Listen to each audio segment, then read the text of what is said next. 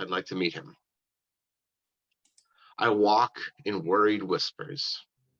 Is it me? Was it him that beckoned, reckoning of stars with thoughts that maybe, though on Mars, he'd kiss her? What's the tragic end? My luck pretends a melody of manic afters, back and forth in ratty, patty cake berated laughter. What in truth am I? Intrigued. Are you? To see the magic of the haggard, lambasted, bombastic, and erratic masters. Who are they? What is known between their oval tomes? Why, instead of loving, do I find a stifling silence? Not the peaceful prince, but crying into my own prying license to devise attempts to free my mind from all its dying. Dive into the supple sighing as an answer slips from my surprising fingertips, and why I still remain. The taming left a mark upon my stalwart heart. I sought to fly from all these practical devices, and in the end, did I deny the fall that spent a fortune for the night to call me liar? Higher, higher still into the wise and wonderment, arising righted in the size that is befitting of a giant's stature. Wrapped in habited, hellacious happenings, it's all the traps I laid. They've held the heft of all my trappings, gazing in a basic way, emblazoned in the ever after, stalking sweet success with such a definite, resounding, hollow mess to make of all imaginings. I'm grappling, still trading love for lust, and still I'm seemingly just ill at ease. Does seeing this disease decree the features of my reaching for what could never be? I'm lost, or so it seems. This treacherous invention holds my hands and ties my feet with ease. Entertaining my distress with calls of better yet, I'm left to mourn my solemn tread, alone in what the holy most described as dread. Each second leaves a teaching that I still find myself believing. What reasons do I have, or can I grab for seasoning my secrets? What is meaning to the man who doesn't seek nor reach to understand? I'd like to meet him. I believe I'd like to be him. Will this be my final stand?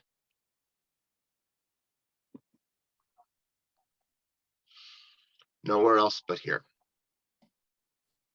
I need some security, some sense that when I trip, stumble, or fall, I'll be met by softening sentience.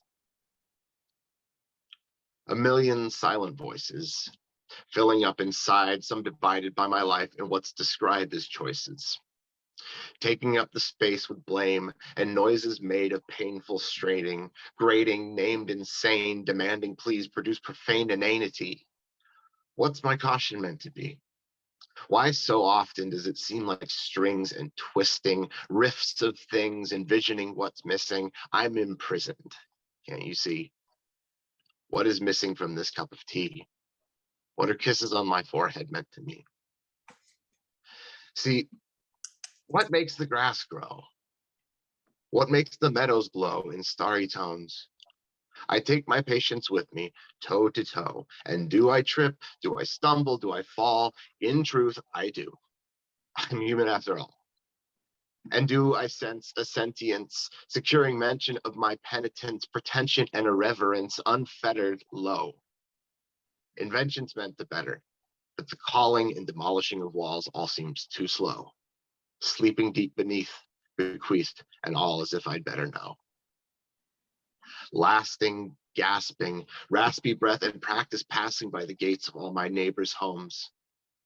Grasping at my past alone, it seems, the actions past the point of expiration, teeming with forgotten dreams and resignation. What's it mean to break the ancient seals? Is it real? Is it something I must feel? What's it mean? What are the mistakes I made? The heartbreak, quaking in my boots, ashamed as ash that lasts beyond the conflagration, minds itself forsaken as it cries, and yet I'm awakened by a gentle gaze, surprised. And taking shape within my mind, debated slides, projected high upon the wall within a prison made of time. I count attempts to be at rest and feel tested by the slog through all my lessons, bested and arrested by divine possessions and a mind obsessed with negative impressions of what I did and what's depicted to befall this bullied kid. How should I begin to trek a mountain when the seriousness tinges all my sight with bitterness and sin? I strive to fight for just a single certain win.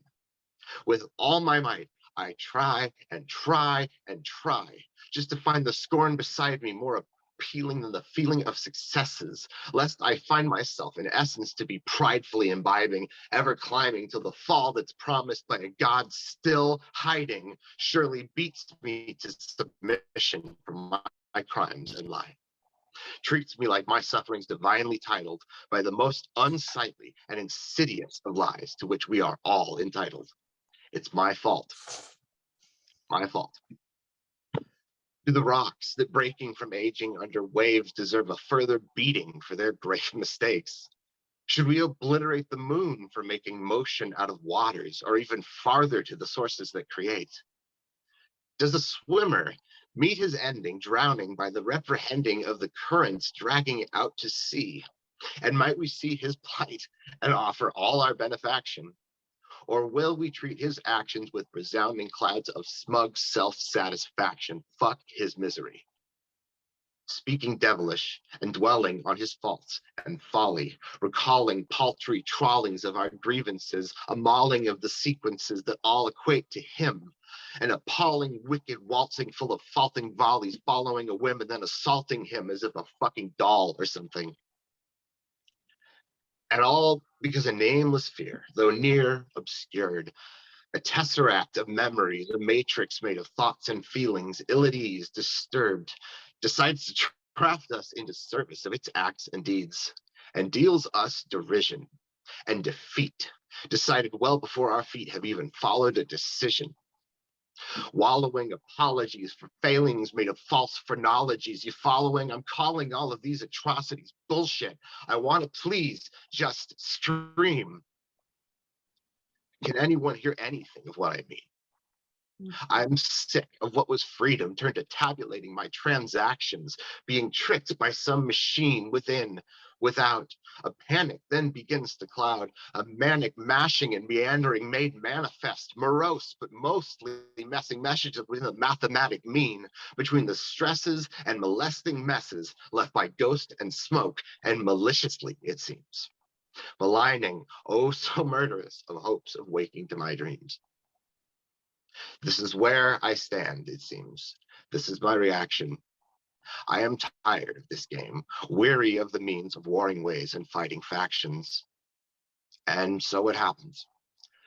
Now I find myself averse to my inactions, birthed into this world full of deepest grief and fiercest famine, of the many bellies, yes, and that not man, not woman has a place to grace their heads with lasting rest.